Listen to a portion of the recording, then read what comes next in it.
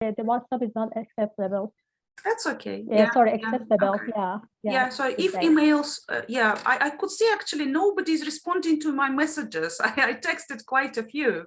So yeah, okay, I'll keep that in mind. I'll be using emails from now on. All right. Okay, guys, today we'll be talking about phonology. We'll be talking about teaching pronunciation. Yeah. Here you can see, just the topic. And here you can see the areas that we consider when we work on pronunciation, right? So what do you think the first image represents?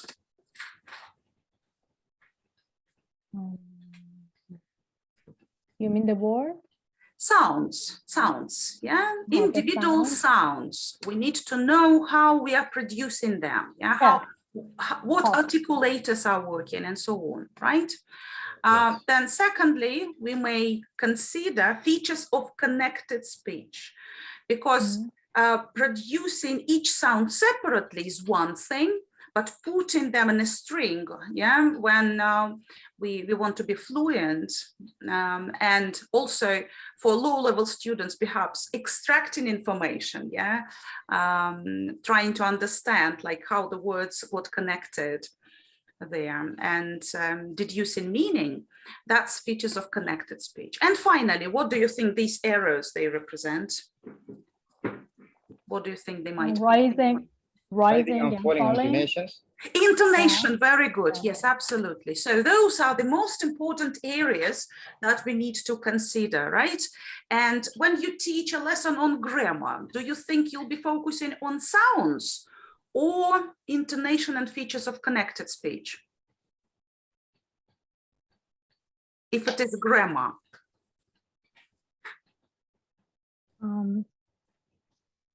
So grammar deals with sentence level, right? So probably connected speech and intonation will be more important in a lesson on grammar.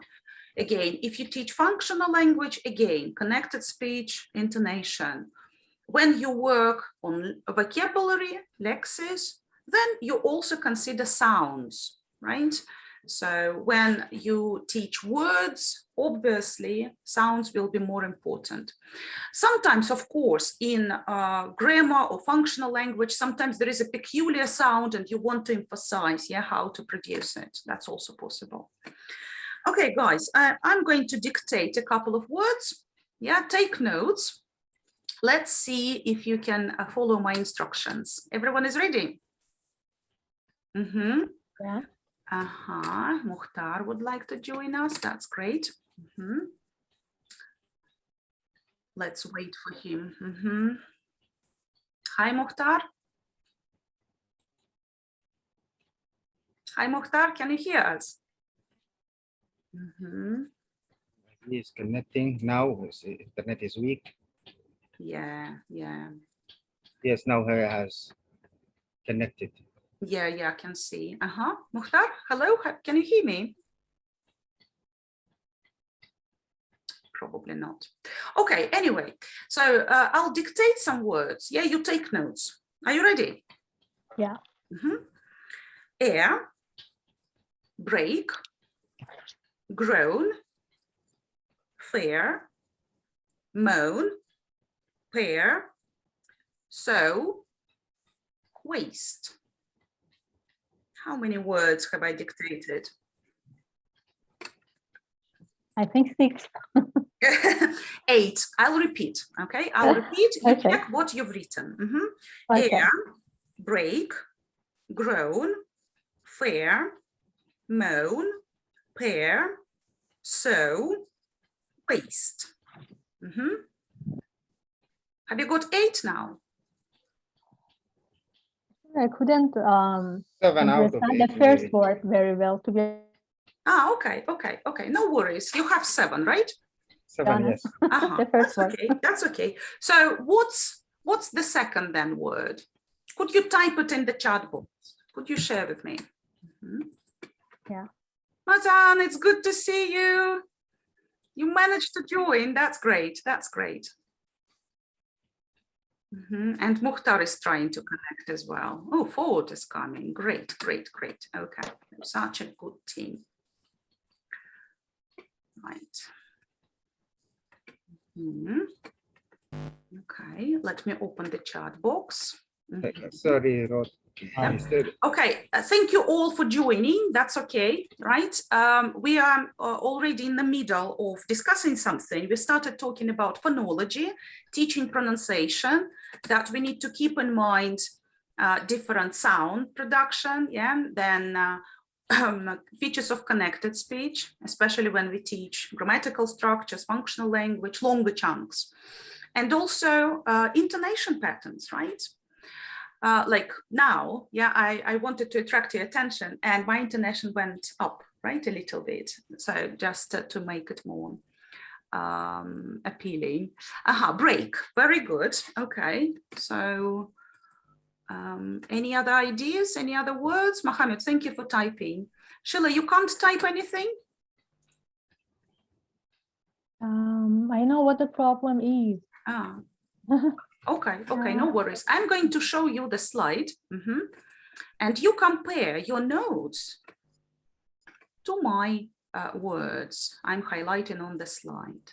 The first word was air.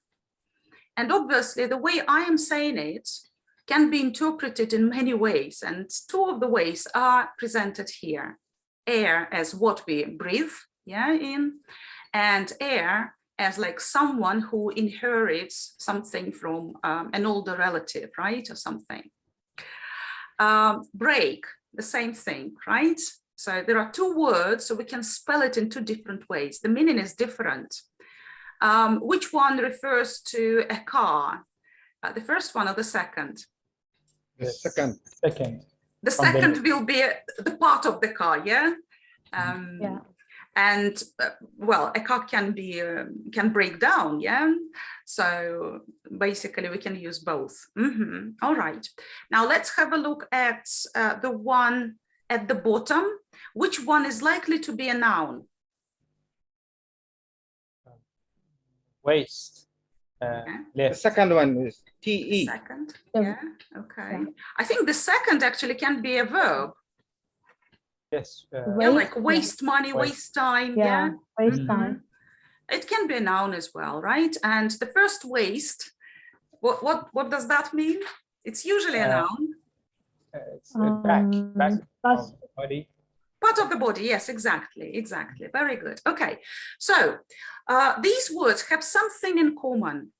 We have two written records, yeah, of the words. The spelling is different, but the pronunciation is the same. The meaning is also different, obviously, right? So what do we call such words? Who knows? Sheila, yeah, I can see that you spelled out the break. Minimal pairs. Come again? Minimal pairs. Minimal pairs is when one sound is different. So for example, pair, bear. Yeah, that's a minimal pair. P, b are different. Other sounds are the same. Yeah. So here we've got homophones. The sound is the same, yeah, but the spelling and meaning are different. So this is the definition of homophones. And could you give me a word for that? What do we do when we sometimes meet people and to show respect, we do that? To bow. Is bow. Bow. Yes, it is a bow. And we can also say a bough or the bough of a tree, right? So both of them, again, are pronounced in the same way, bow, but the meaning and spelling are different. Why do you think English is so weird in terms of discrepancies between spelling and pronunciation? Who can tell me the reason? It's just crazy if you think about that. When you start learning a language and you discover how weird it is, perhaps you want to quit. So what are the reasons? So there are lots of spelling rules that in every languages it is different. We write somehow and pronounce the word other way. And I think that it is common that the spelling and the pronunciation is different in every languages. Well, in some languages, it's not that difficult. Like if you take German, for example, yeah, whatever is written there, probably it'll be pronounced in the same way. Unlike French, when some letters at the end of the word are not pronounced at all, they're silent, yeah, in most cases. So the same with English, yeah. English has inherited quite a lot of words from different sources, yeah. Old English originally, yeah, Scandinavian roots and so on. And then French invasion, yeah, some other Latin words, Greek words. Here is the link to a video about that. Yeah, you can watch it later. Obviously, we're not wasting our time now. I'll send that link. Well, you will see it on the slide, so you can copy and paste and find that video. It's amazing, actually. It's a very concise lecture, yeah, about the origin of English and the changes that were introduced. Anyway, we need to keep in mind those discrepancies because that may cause problems for our students, right? So have a look at the phonemic script of these words and type in the words you can recognize. So read the phonemic script and type in the letters, yeah, of the real words. What's the spelling? What are the words? Yeah, well done, Claude. Yeah, absolutely right.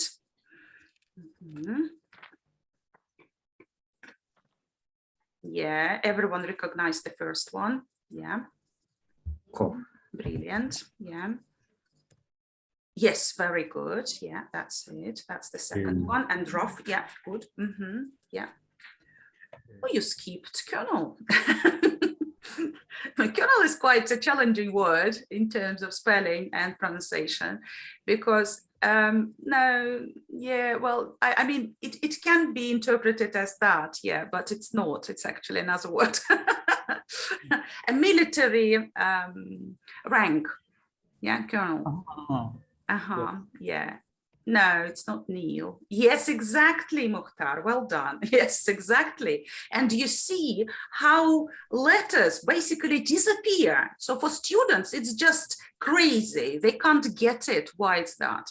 And if you watch that video, you will see the explanation for everything.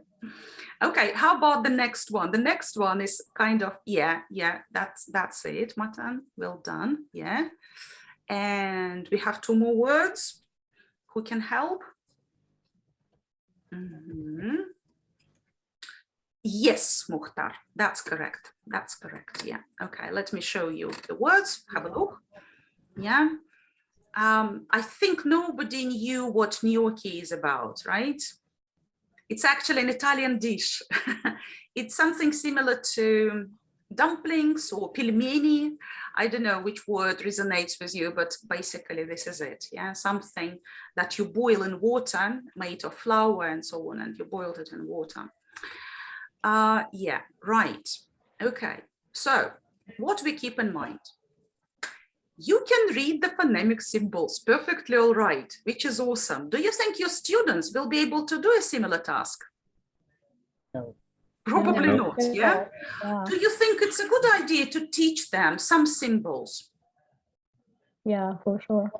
Yeah, it can facilitate understanding, like the differences between vowel sounds. For example, if you work with Russian students, you might have noticed that they don't understand the difference between different air sounds. Yeah, I'm saying air just in a neutral way, but obviously there is a and there is that schwa, yeah, which is neutral and relaxed, very relaxed.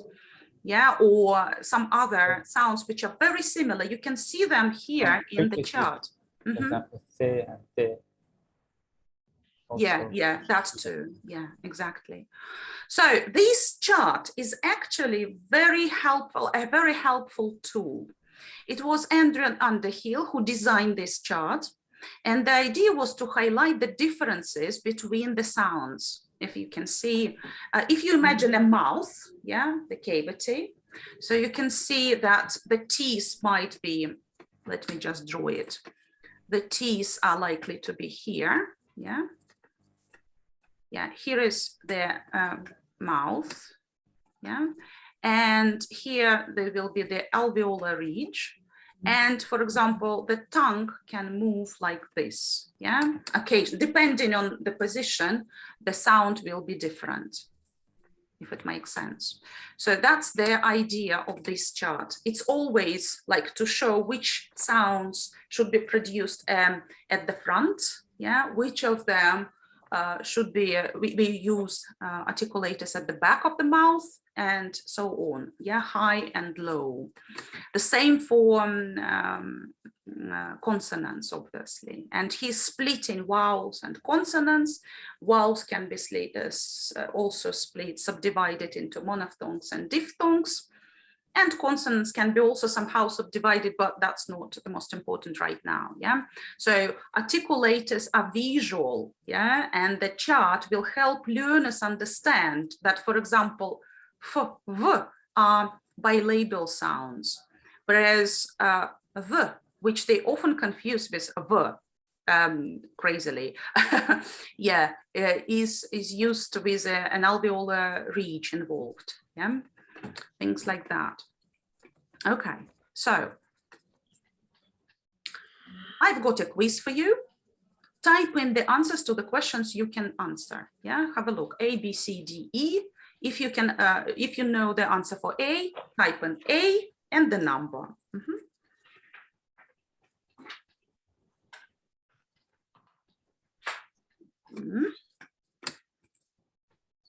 44.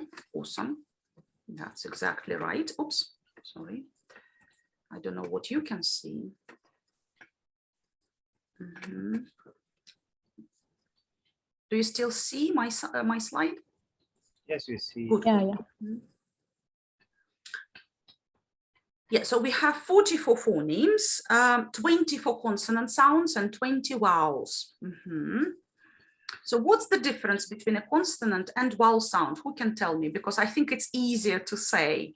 Consonants are voiceless, but the vowel sound. Not all of them, right? Well, it's not like voiceless. They have Probably voice. it will be not hard all to of them. sing using a consonant sound, yeah? Whereas with a vowel, you can sing it. Yeah, that's a kind of sign, yeah?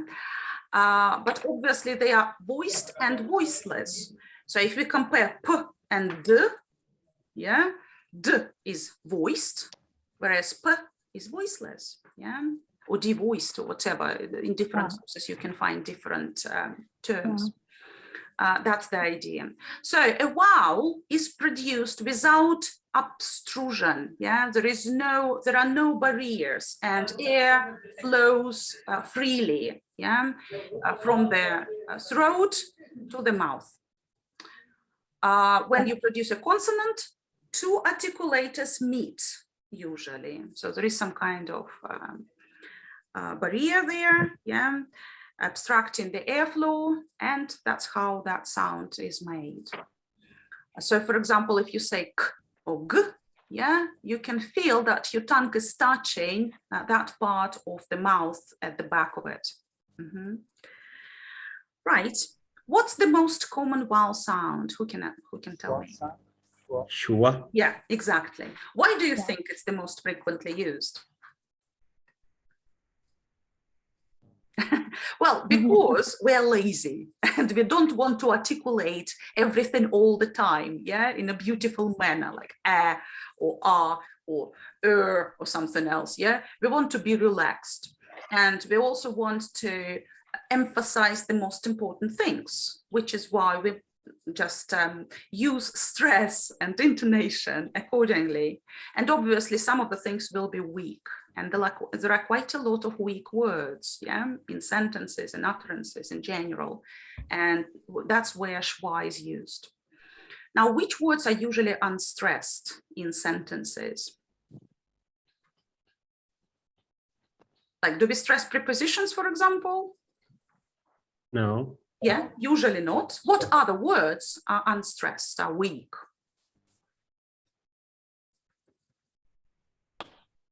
Articles. What else? Auxiliary verbs. Pronouns.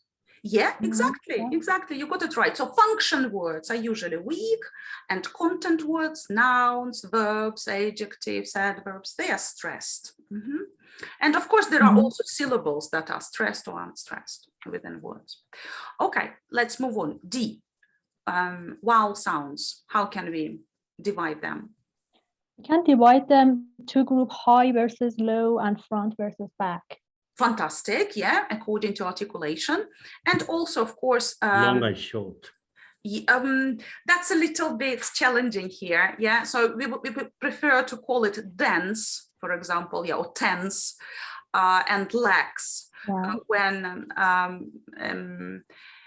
just think about the length of the vowel.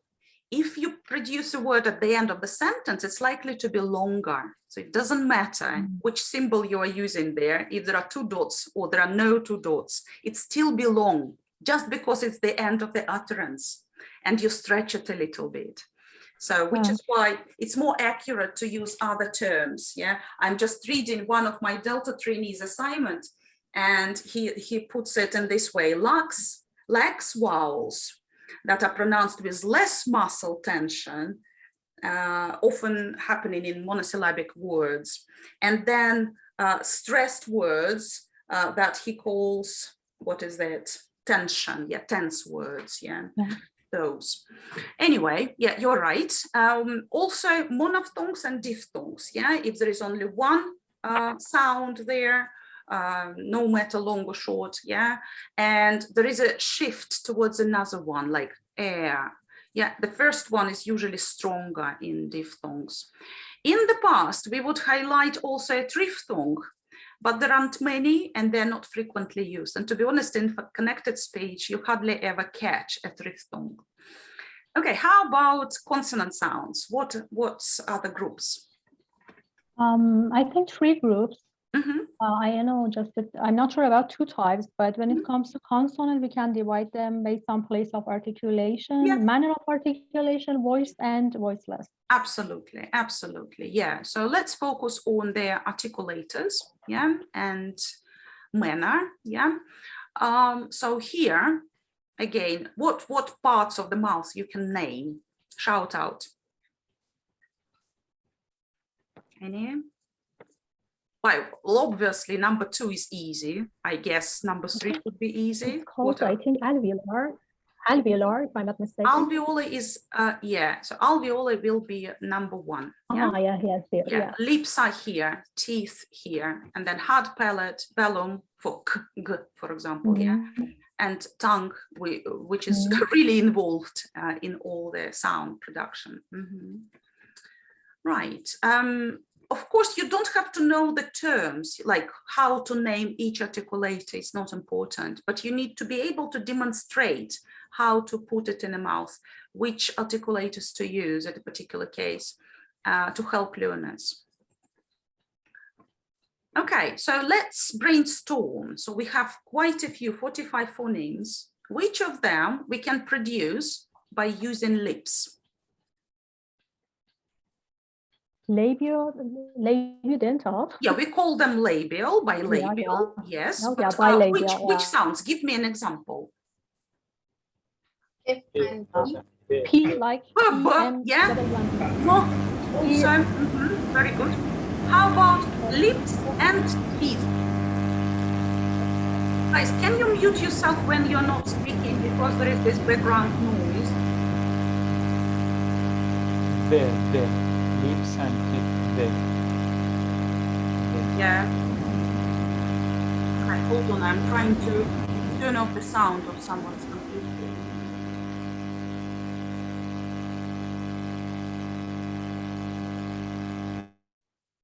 Okay. So when you speak, you just unmute yourself, all right? It'll be better because it's quite annoying. So lips and teeth. Thought you had an example. Could you unmute yourself and tell again? There. Oh my God. Ah, it's you. Me? Yeah, it's you. Yeah. Yeah, very good. Yeah, absolutely. Okay, how about tongue and teeth? Who can give an example? Yeah. Mohammed, come again. Or 2. Yeah. Yeah, very good. Tongue, teeth. S, yeah, as well. Okay. How about alveolar ridge?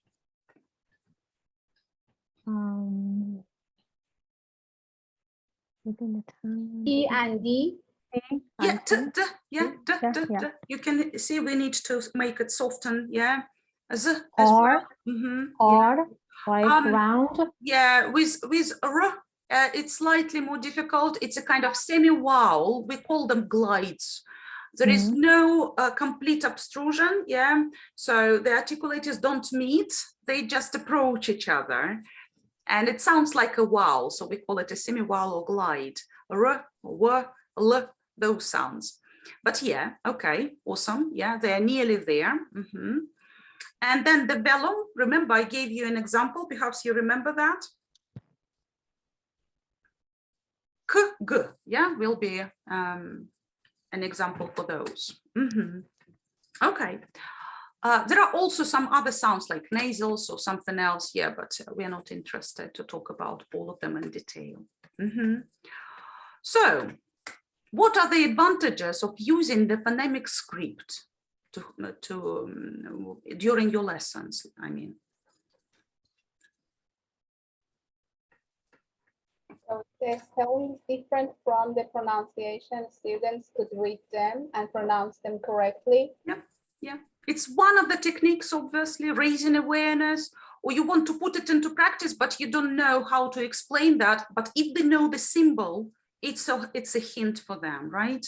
Yeah, exactly. And also the poster itself, if you have a poster with the phonemic chart that I'm using here on the slide, then probably you can point it out and remind them which articulators should be involved. Yeah, if it's front or back, if it's low or high, and things like that. Yeah. So there are some advantages, but obviously there are also disadvantages. Students may think that you're overloading them. Yeah, they have to learn a new alphabet, they have to learn how to spell words, and this is like another system for them. So it might be tricky, but I feel that step by step you can train them to learn the symbols, and then they can benefit from that. And then if they know the symbols, you can actually play with them. You can arrange a variety of activities. In the book by Mark Hancock, you can find quite a lot of games related to that. For example, that's one of the activities he recommends. I think I've taken it from his website, but you can find a similar activity in his books. Anyway, a kind of maze. Yeah, so in this case, what's the purpose of the maze? What do students have to practice?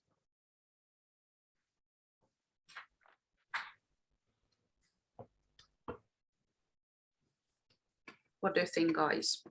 What's the idea? I think. Yeah, owl, yeah, exactly. And different spelling of the same sound, yeah. Recognizing that for low-level students, it's important. And also, of course, you'll ask them to repeat. Yeah, they'll be saying all the words. They're jumping from one to another. Yeah, the same idea here. So I can dictate you some words. If there is sound then you go left. If it's E, yeah, that kind of like sound, then you go right. And then you dictate the route, and then you ask them, where are you? And they have to say Sydney, for example. Yeah. This grid can be used for many different purposes, including controlled practice. Yeah, like if I say a sentence with the present perfect, you go left, past simple, you go right. Yeah, like for controlled practice. So it can be fun. So a couple of practical tips. Yeah, if all students have a copy of the phonemic chart, then you can ask them to indicate which sounds they know, which they've studied, yeah, for low-level students. They can be matching exercises, matching words, something that we did for tricky words like through and whatever was there, I don't remember the list. Yeah, then they can be a kind of prompt on the whiteboard, and you ask them to run and circle the right either sounds or words or whatever. and different types of raising awareness activities. And obviously you can ask them to dictate. So for example, if we look at this chart where it is big, yeah, here, can you see my mouth? Yeah. Yes, yes. Yes, Okay, yes. okay. I'm going to dictate you something and you try to identify the word. So the first sound, the first phoneme. Everyone got it? Okay, the next one.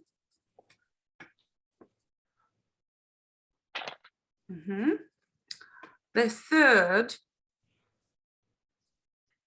Oops.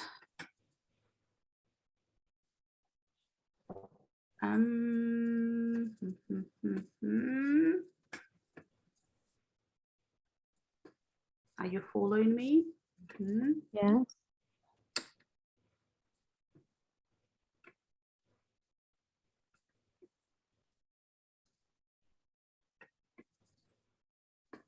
Okay, what have I dictated?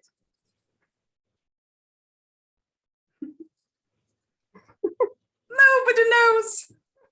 Okay, so the first was this, yeah? Which one? It was yeah, this. toy. Yeah. Toy. I. Then I dictated love.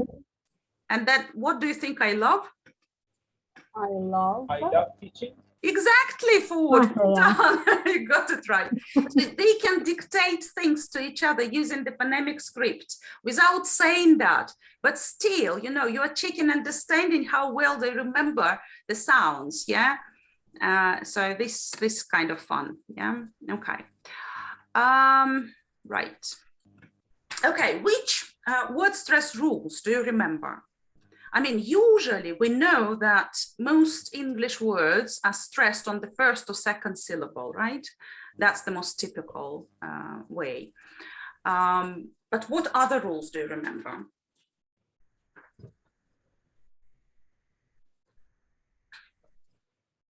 Based on intonation, for example. Okay, you mean in a sentence, but I'm talking about words now, word level.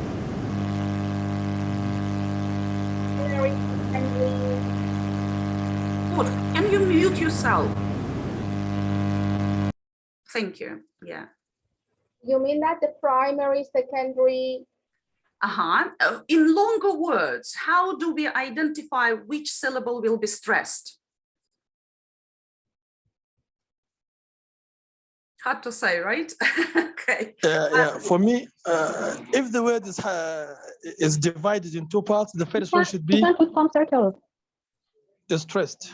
Yeah. Okay. So there are certain suffixes that help us identify the stress. For example, in red, I'm highlighting the stressed syllables here. Yeah. Before og, afi, yeah, or shun suffixes. The stress is usually there, yeah, just one syllable before the suffix. In longer words, right? They might be, of course, a subsidiary stress, but the most important stress will be there. So this is something to teach. This is something to give students as a prompt to help them pronounce longer words. And obviously, the most challenging thing perhaps is when in the same word family, the stress is different in a noun, in an adjective, in a verb, yeah? Of course, there are certain words like produce, yeah, import, yeah, and so on. That's a different story. That's how we identify which is a noun, which is a verb. Yeah, but in this case, they need to remember that they need to shift the stress to a different syllable, like politics, political, politician, yeah, different stresses every time, and so on, okay? Right, so obviously incorrect stress may impede communication. I've given you an example of produce, for example, yeah, if you produce it as a noun, it won't make sense in a sentence when it should be a verb, yeah, something like that, or at least you may sound confusing. So again, to give a hint at the very beginning when they start learning English, yeah, just tell them usually the first syllable is stressed. It'll help, yeah. and then integrate some other rules gradually, step by step. Like if you can see suffix "shen," then put the stress one syllable before that, and so on. Right, now let's talk about something else. So we've talked about word level, yeah? So if you look at one word, yeah, with the stress might be on the second syllable, like in this case, compact, yeah? But if we put two words together, the stress shifts, compact, disc, just because it's easier to say it in this way and it's more natural, right? So we need to be aware of the changes in connected speech. Some other features of connected speech are here. So if the consonant of the final, if the word ends with a consonant, yeah, the final consonant, and then the next word starts with a vowel sound, what do we call that? It's linking, right? Or catenation, if you want a posh term for that. For example, keen on, yeah? On starts with a vowel, but we put it together and say it as one word, keen on. I'm keen on music, for example, right? Then sometimes in between words, we have so different sounds. Our articulators can't move so fast. And then the sounds will change, of course. One will affect another. We call it assimilation. So for example, yeah, who can read it for me?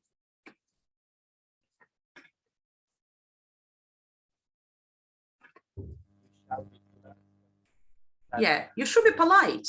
Should be polite. Yeah, you're not saying you should be polite, right? You won't be articulated in this way. So there is assimilation. D changes to B just because it's easier to pronounce two similar sounds back to back. Okay, then sometimes we just get rid of unnecessary sounds, again, because we are fast, fluent. Yeah, we are in a rush to produce whatever the message we are going to convey. Yeah, and then yeah, elided sounds might be there. Yeah. For example, which sound is elided? Who can tell me? Who can identify?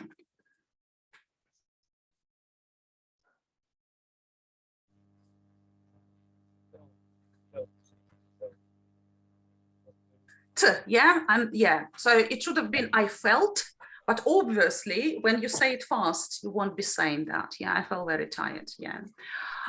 If you don't know about the features of connected speech, you may misinterpret this message. You may be confused again. And there are different examples of intrusion here. So let me just highlight. Do it, yeah?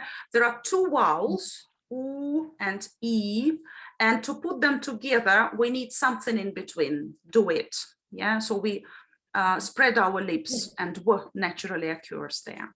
How about this case? Very often, what happens between? Who can give me a hint? Is it very often? Yeah, so there is, yeah, that appears there. Very good. And one more intruded sound that is frequently appears between words is Cuba is. Could you say it fast? Cuba. So what should appear between? Because of 2F. Cuba is. Okay. Don't you hear that? South of Florida. South of Florida. Something like this. Intrusive R. Yeah, exactly, exactly. So there might be three sounds that we may just use naturally without thinking, of course. Yeah, when you start thinking, usually it's very hard to spot. So that's why it's important to be aware of the rules, right? What happens and why it happens, like between vowels. In what cases, like if there is U involved, it's likely to be W, right?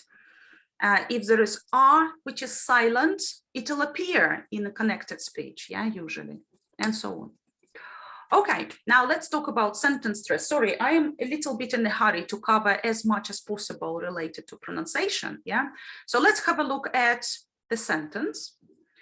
Where would you naturally put the stress? So if you put it in a neutral way, natural way, so you are using this sentence.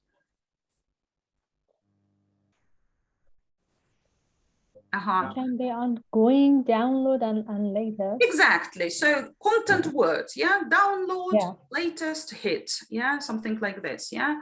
To will be a week, yeah. What else? I am is kind of weak, and so on. So the main stress is download, yeah. Yeah, and other content words might be highlighted. Okay. Now let's imagine someone has asked me this question: have you downloaded 1D's latest hit? And I'm going to use the same sentence, but now the stress will be different because I'm answering the question. So where do I put the stress? Have you downloaded? Is it rising? I'm going, right? Because it's my plan only. I haven't done it yet. Do you see what I mean? So the emphasis shifts. Now, I have quite a lot of friends. They keep asking me questions. Now, let's imagine they've asked me this question. So how can I say the same sentence? Where will be the stress?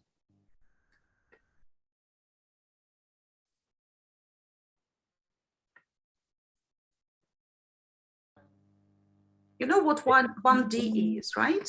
It's one direction. It's it used to be my daughter's favorite group, favorite band. That's why I'm using this example, just not to be too out of date. So anyway, where is the stress? Who's hit? 1D's, of course, right? Yeah. You're answering that. I'm going to download 1D's latest hit. You are still repeating the same sentence, but the emphasis is different, right? Does it make sense? Yeah. Good. Yes. Okay. Yeah. So again, it's teachable, yeah, it's trainable, but we need to help our students identify those patterns. Now, of course, intonation is just the change of the pitch of voice, yeah? And they might be high pitch, low pitch, and very flat intonation. We don't want flat, but Russian students might be guilty of being too impolite. Yeah, they may sound impolite just because they don't know that it is important to use high pitches sometimes. Anyway, so here is the question. Do you know Claire Barnes? Well, I need to change that actually. Do you know Daniel? do you know Daniel? It'll be better. Right? And then if you say, yeah, and obviously, because it's a question, do you know Claire Barnes? Yeah, the intonation goes up because I am attracting your attention and inviting you to say something.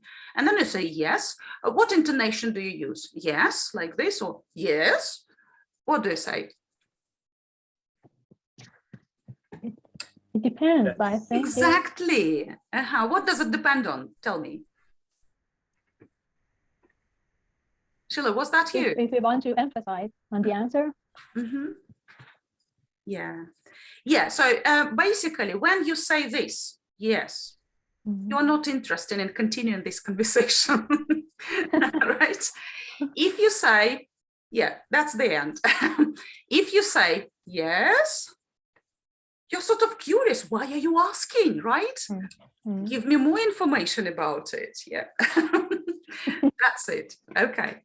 But there are some typical patterns. With low-level students, we discuss typical patterns, yeah, something that we frequently use. With higher-level students, we discuss something more challenging. So in statements, what kind of intonation do we use?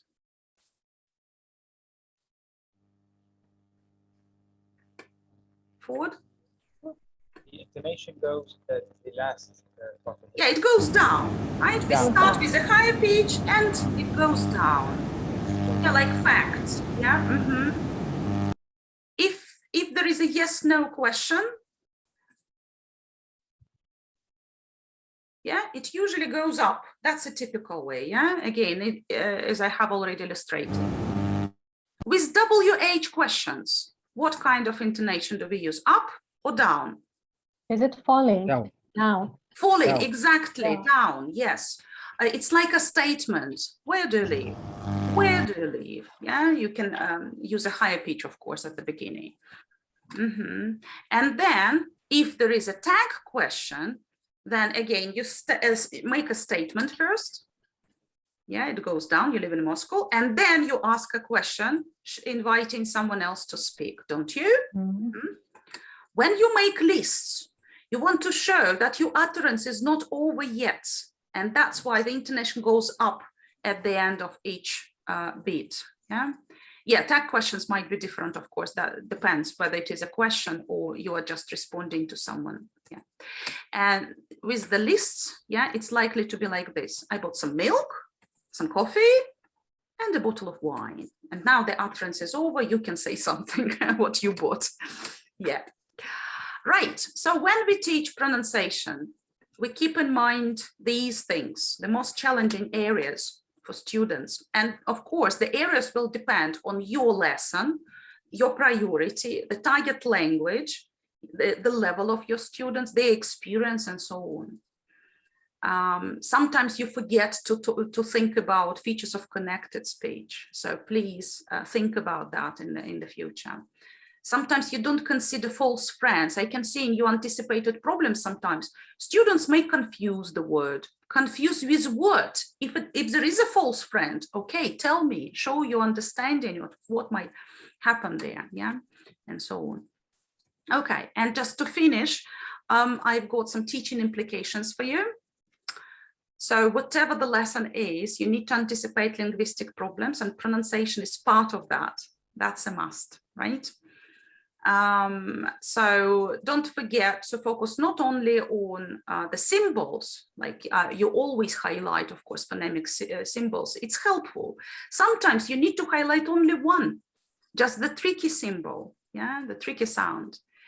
Think about highlighting the stress. Sometimes it's more memorable if you just demonstrate like the rhythm, and they'll be better, yeah. If you overload them, showing like all the symbols for the sentence, it's kind of crazy, right? And always put it into practice. Just explaining that's what you should say is not enough. Let them repeat, yeah, drill, drill, drill, okay?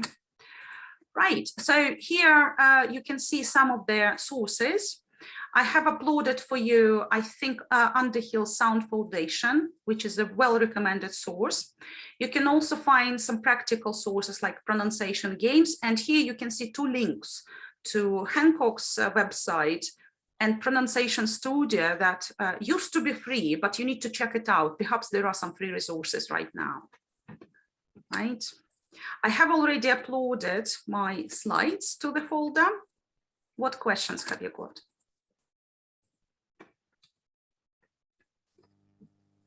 Nothing? The best phonology book for teachers. The best, well, I can't say which is the best. Many people like Sounds Foundation by Underhill. Yeah, it's worth reading. It's a good read. I like Peter Roach's books, yeah, on phonology. I think it's called Phonology. Yes, Peter Roach. Yeah, Roach, yeah. And then, of course, Hancock gives you lots of practical ideas, something that I showed you, the grids, yeah, different mazes, games, activities. So pronunciation can be fun and it's meaningful fun, yeah. So to make your lessons memorable and to help students build confidence, perhaps you can nick some ideas from his sources. He shares quite a lot of things on his website for free. Yeah, okay, right. Okay, guys, today, what we'll be doing, what's the agenda?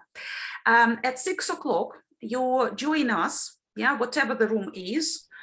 Those of you who worked with Daniel, you come to my conference. Everyone's got a link to my Zoom. Yeah, well, of course you are here. Yeah, yes, we have. Yeah, and everyone's got the link to Daniel's conference. Yeah, we have. Good. Okay, Salih. He sent it himself. Good. Yeah. So first you observe us. Yeah, we'll be teaching for like 2 academic hours. Please take notes. Try to benefit from that. Don't waste your time. Try to identify some techniques that you can use in the future. Try to think about maybe materials that we are using. Like I'll be using an authentic text today. I want you to encourage you to use some authentic text. It's easy to do, yeah? You just find a YouTube video, or you find an article on the internet and you turn it into a lesson. It's possible, and the students will enjoy that, especially higher level students. With low level students, it's also possible to find something of that kind, but you just need to be more careful, perhaps. Yeah, like choose a menu from a restaurant if you run a lesson on food, yeah, going out or something like that. Ask them to create a menu. You know, there is always something to play around, yeah, like authenticity, how it can work. So that's it. The observation task for experienced teachers' observations is in your folder. Remember, the one that you used on the first day of the course, it's still the same. If you want to use another observation task, that's fine. It doesn't really matter. We don't assess your observation tasks. It's just for your portfolio in terms of which techniques you can use in the future. And also, of course, the final assignment where you can give specific examples. Like I observed Daniel and I really liked his drilling technique, like when he gave clarification of this and that, yeah. So you will have to give some specific examples in written assignment form. So just collect ideas. So having observed us, at the end of the lesson, you can talk to the students a little bit, yeah. It's not a must, but I would recommend staying with them like for 10 minutes at least, introducing yourselves, asking a few questions, yeah, and answering their queries. Perhaps they'll be interested to find out something about you. It'll help you build rapport with them, and next time it'll be easier for you to run a lesson. You don't have, of course, to use that information for any assignments. It's just for your lessons. Maybe you know that you will have to run a lesson about, I don't know, art. So you can ask them, guys, are you interested in art? What exactly would you like to learn about? Yeah, that's how you can show that you are eager to cater for their needs. And then basically when we say goodbye to our students, we can come together and discuss the lessons, yeah, the ideas for your lessons. You have already received the teaching points from me, and hopefully Daniel has sent something to his group forward, has he? Yes, he sent. Good, awesome. So have a look at the teaching points, have a look at the books we are recommending using. It's not a must to use them as they are. You can always change and use an authentic source, for example, create your own materials. But it's a good starting point, right? Okay, what questions have you got, guys? Sorry, you mean that? Everything was clear, well organized. Thank you. Thank you, Sheila. Yeah. Matan, did you have a question? Yeah. I don't understand because my internet is shaking. I want to know that you send some new points to us, share some new points. Yeah, look, I shared by WhatsApp and I was told that you don't get my messages. So I'm going to duplicate that and send everything by email as well. But you can find everything on Google. Can you use Google? Yeah. Yeah, we can. On Google, in TP points, there is a file, TP points stage 3, upper intermediate. That's the one you'll be using. And in the course book materials, you can find English file upper intermediate. That's the one we'll be using if you want. If you don't like it, if you want to change the book, that's fine. You can do that. Okay, thank you. Yeah, have a look at find your letter. Yeah, I think you are B, right? Or you are A? I'm A. Okay, so find you, yeah, find the lesson TP5, the information about TP5, find it in the book, and then come in the evening to ask me questions. Or obviously you can always drop me a line by email or WhatsApp. I'll be happy to discuss your ideas with you. Definitely. Thank you very much. Thank you. Okay. Okay, guys, I'm going to say goodbye right now. We are taking a break with both groups. My group, my new group, yeah, I'll be welcoming you in the evening at about 10 minutes to 6, all right? Yeah. Yeah, okay. Okay, great, yeah. And good luck with your new groups, new levels. Enjoy the lessons that you'll see today. Just good luck in the future. Thank you so much. Okay, bye again.